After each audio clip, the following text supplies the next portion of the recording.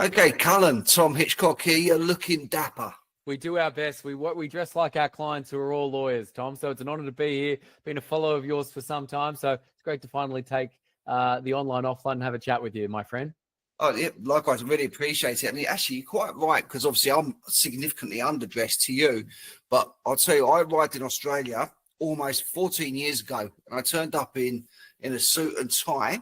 And my boss at the time sent me home for having the tie on. He goes, "I'm the boss, not you. Go home, get changed." I love that. I love that. And I think it's the new thing, dress for your day. So if you're around, Google types, you wear the Google gear, right? But if you're around lawyers and barristers like me, you dress accordingly. Like I'm working from home, I'm coming to see you, so I'm dressing like I am, but I do have my hoodie in the cupboard, which I do take off when I'm not on air, mate. Yeah, fair call, mate. But listen, I stand by my term. You look dapper. It's Thank nice you, sir. to see you again. It has been some time since we spoke.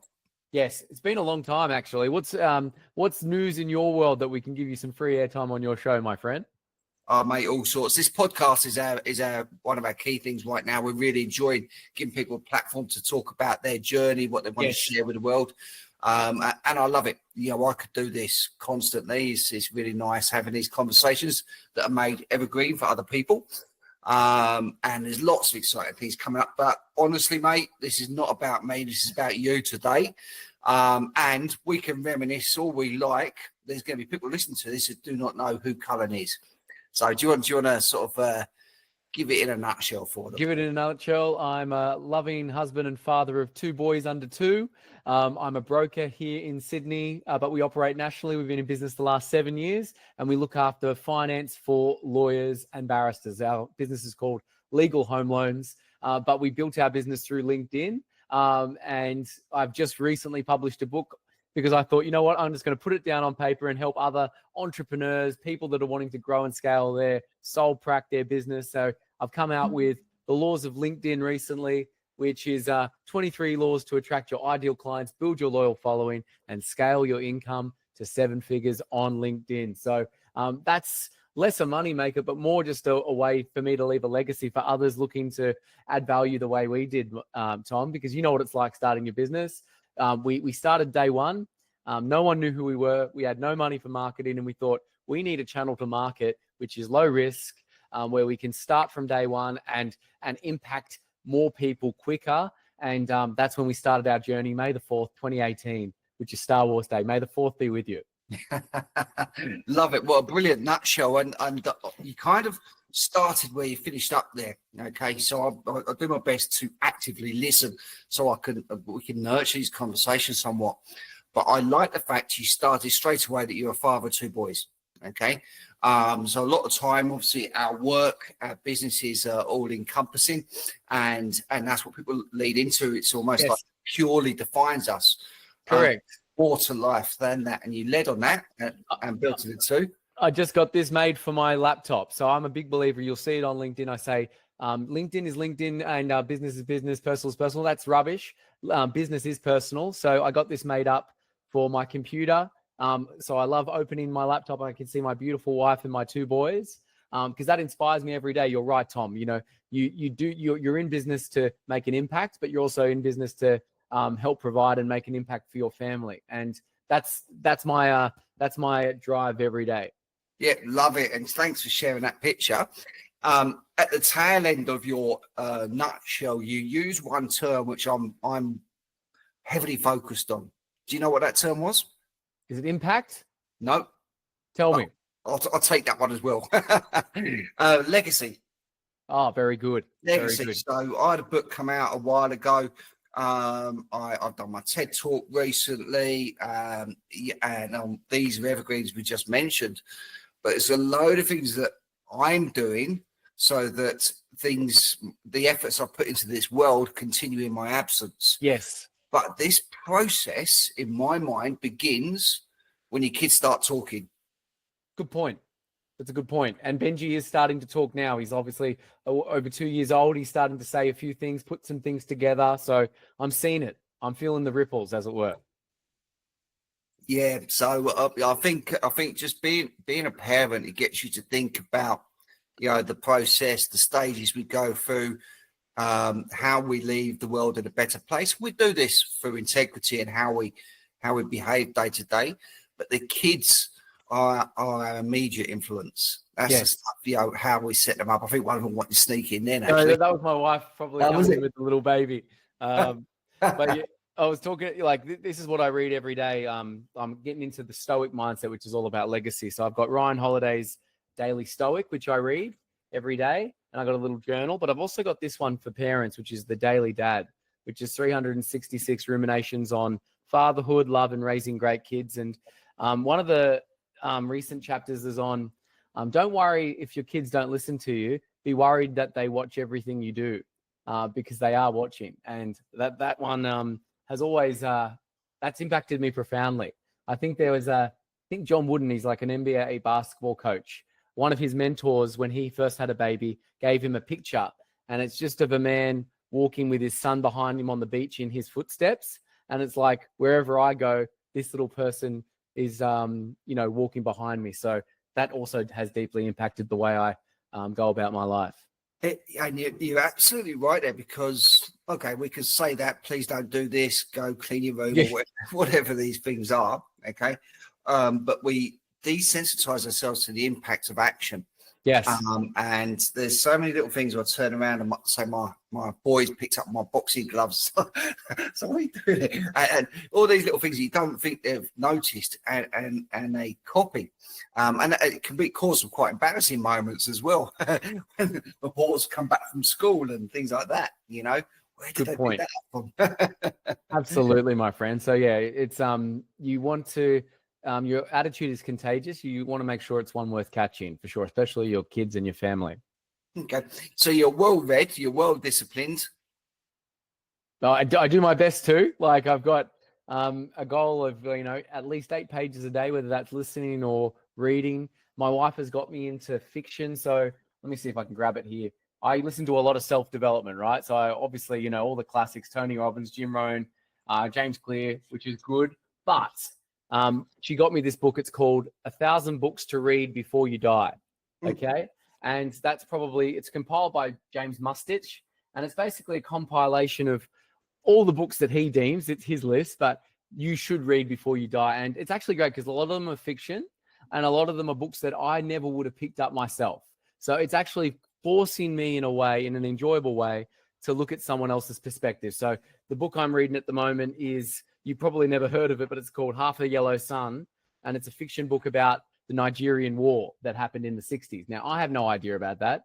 But now that I'm reading it, I'm like, oh my goodness, I'm seeing the world in a new light. So I'm 20 books in. I'll let you know when I hit number 1,000, Tom. Okay, so tell me something. That's quite an interesting book to share, actually. But wouldn't that be number 1,001? I guess so. Yes, it should be. That's a good point, actually. This is the book to read of the 1,000 books. I don't think you put that in there. So tell us a bit more about your book. Okay, so you've obviously taken some time out. You synchronized the world of law and LinkedIn. Yeah. You created a bit of a list. So just give us some idea about how that's constructed. Yeah, the way I put this together was, we were on a baby moon. So for anyone who doesn't know what a baby moon is, it's the time before the first baby comes that you just enjoy time with your partner. So we went out to Byron Bay, if you know Australia well, everyone, and we went and stayed for 4 nights, and I was just journaling, and the journal entries turned into ideas about how we started our business. And then those ideas turned into like chapters. And I thought, you know what, I've got something here. And I just started flowing out of me of how we built our business. And it's each law is very evergreen. It can be applied by everyone, not just people working in finance or law. And it's, the first law is like, discover your tribe. You just got to find out who it is that you're talking to. Because everyone, when you become a broker, for instance, there's 21,000 of us, Tom. Shout out to all brokers. But a lot of brokers make the mistake, and a lot of business people make the mistake. When you start a business, you look after everyone. Who's your client? Everyone. But it's like, if your client's everyone, who do you actually serve? So it's like you want to find that tribe. And I use the analogy in the book of, you're starting a great restaurant. And I ask the question, what's the one key thing that you need for a great restaurant? People will say lighting, a great menu, a great steak. You need a great chef. You need this, you need that. Those are all important. I don't discount those. What you actually need, though, is a starving crowd. You actually need a group of people who want what you do. Because if you're creating something that no one's going to buy or you're not even interested in, chances are it's not going to resonate. So they're very practical. Like I've got, law 5, ABC, always be connecting. There's a number that you have to hit per day on LinkedIn, connect with 20, message with 100.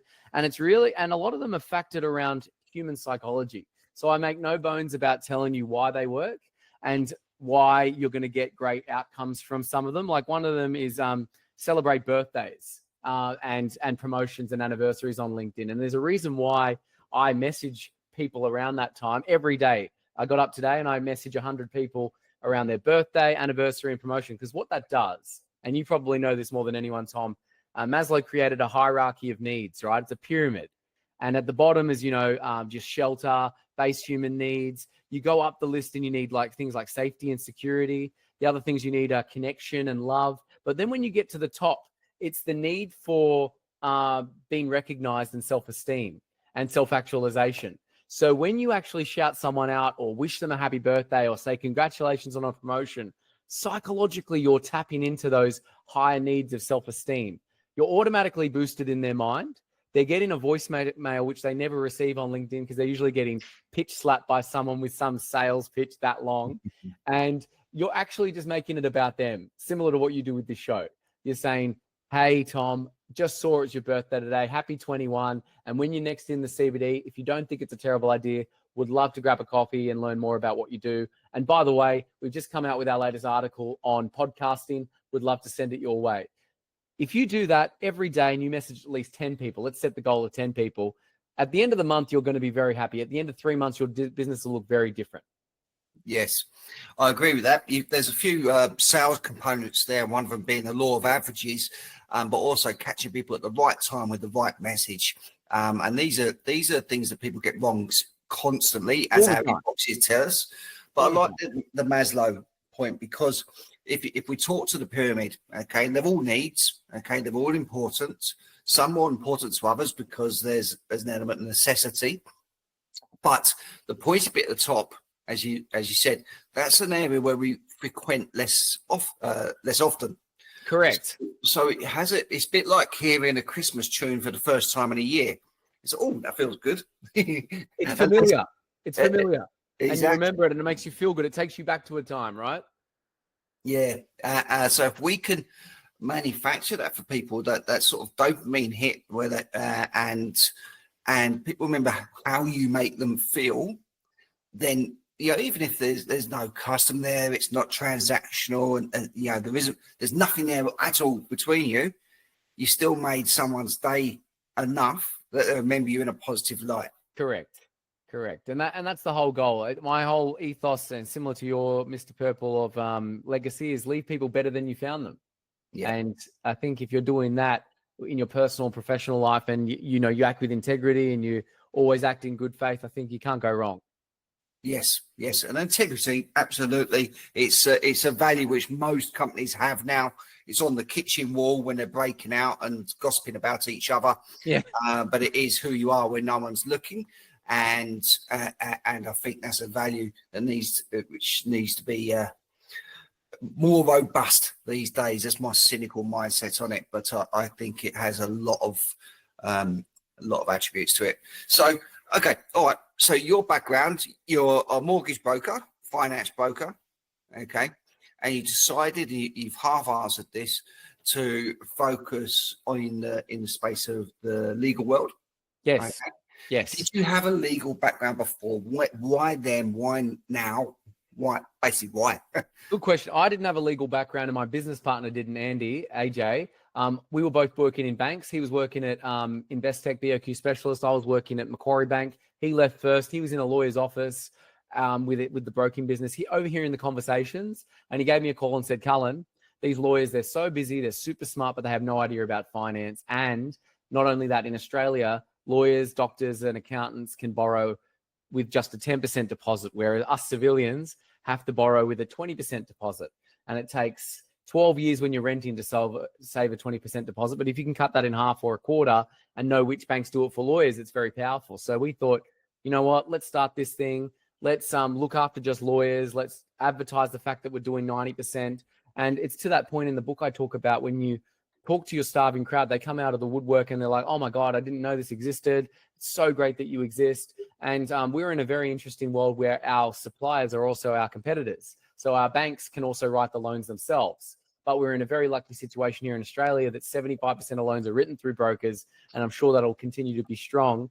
But we're just trying to make sure that we want to be omnipresent, Tom. And we talk about this all the time. I talk about this all the time in the book. We've all been to the party or the barbecue where you're with your friends and someone said, oh, Tom, I just got a new consultant for my business. I just recruited some people. And you're like, oh, Dave, you know I'm a consultant. You know I recruit people. Like, why didn't you come and talk to me? And it's like, that's not Dave's fault. That's our fault for not letting people know what we do. So I'm all about, there's this thing in Australia about tall poppy syndrome, cutting people down. You need to surpass all that, and you need to just build your own power. You need to let people know what you do, because it's not who you know, it's who knows you when they think about what you do. So my goal with LHL in Australia, and now for accountants, because we've branched out, is to at least we're part of the conversation and we're part of the thought when someone either needs to purchase, refinance, or whatever. And that's all I want. At least if we're in the thought, we've got a chance of being, top of mind when they need us. And you're absolutely right. I think you've got the marketing now, which is nailed on the head, which is a massive part of business. Obviously, there's other steps that needs to be made, and you also need to deliver and have a fantastic reputation. Otherwise, things won't grow. But that first step is essential. People need to be able to come to you at the right time. Correct. Yeah, so I like all that. I didn't know that fact about lawyers only needed a 10% deposit.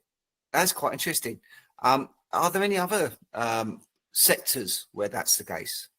Yeah, so lawyers have it, barristers have it, leading partners in firms have it. Now, if you're a doctor, you can borrow up to 90 and even 100% with certain banks. If you're an engineer or a nurse or a medical professional, there are banks that do those loans for you. Accountants and financial planners also get it in some respects. So there are niches within the bank that they consider lower risk, because people will always need surgery, people will always need doctors, people always need contracts, so they deem it that they're lower risk and they can lend higher to these type of professionals. There we are. Okay, so essentially it's a lower risk portfolio, and in this case, it's something that you've earmarked as a target audience for yourself, and you've made a name for yourself. Well, yeah, we're doing our best, right? Like we've got a great reputation, I feel, in the market of what we do. We're partnered with nearly every major law society, bar association, and professional body that we can in law. We're in over almost 40% of big law firms, the top 50 big law firms in Australia, with our staff benefits offering, where, firms can, for no cost, support their team for the biggest purchase of their lives, and employees get $1,000 on settlement. Like, it's a no-brainer, in my opinion, especially with the cost of living. So we're just trying to have as big an impact as we can to as many lawyers and legal professionals in Australia, and accountants now too. Good. Okay. Hopefully loads of them are listening to this for you, and this works as Appreciate that, Tom. For you. Now, if you ever sat in a room in the world of in the corporate world where you're networking, you've got some training, a lunch and learn, whatever it may be, and they use an icebreaker on you to say, tell me something about you that no one else knows. Yes, I've actually had that a couple of times. The one I talk about in the book is, and it was John Sermon who first told me this little chestnut. It's great. It's who in your network, who are the 3 people that are holes in your network that I can introduce you to? That is a high value, it's value first thing that you can ask people that are like, yeah, who do I need to know? Like, who is it that I'm trying to get in front of? And when I heard that kind of jarred me, because it's something different you never hear. One that I use in interviews all the time, and you probably like this in recruitment, is would you rather be part of their A team or captain of the B team? And listen to what people say. It's some interesting responses that come out of that one. Yeah, well, I like that, because it's probably a reflection of self-realization component to that. And it will create job stretch as well. Okay, let's pick myself up a little bit and give myself an upgrade, come out my comfort zone. Correct. That's the main thing, right? Of course. And you're based in Sydney? Based in Sydney, we're national. So we go to Melbourne, Queensland, every other state every other month, and we're always got functions, and any lawyer in Australia, as long as you're based in Australia, can access us. Okay. All right. before we wrap up, then someone's listening to this, either they're a potential customer, they'd like to turn to you for advice, they want to know what book you're on out of the 1,000, or they've just got a random question for you. How should they make contact with you, Cullen? Look, my number is very clearly displayed on LinkedIn and other places, but if you want to get to me quickly, either message me on LinkedIn or Instagram. I'm very active on LinkedIn and happy to connect with you. As long as you put a message at the start, I'll connect with you because and I'll see how many connections we're connected to. But I'm very open book. I add as many people that I can that I can help, and we can get together. So yeah, LinkedIn is where I'm at. Fantastic. Or maybe when we publish this, we can put your LinkedIn profile in the comments underneath. Put it in there, my friend. Absolutely, that'd be great. Thank you, Tom. That's all right. Well, listen, I really enjoyed that. Thanks a lot for your time. And it's fantastic to catch up. And maybe next time we'll do it over coffee. Let's do it. Let's definitely take the online offline in that respect, my friend. C2P, percolate to percolate. Brilliant. Thank you very much. Thanks, Tom. Thanks, everyone.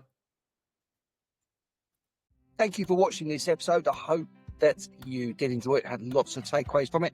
As before, please subscribe below so you can keep on top of any new releases we have.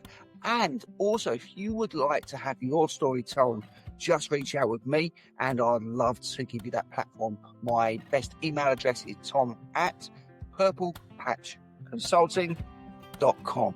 Thank you.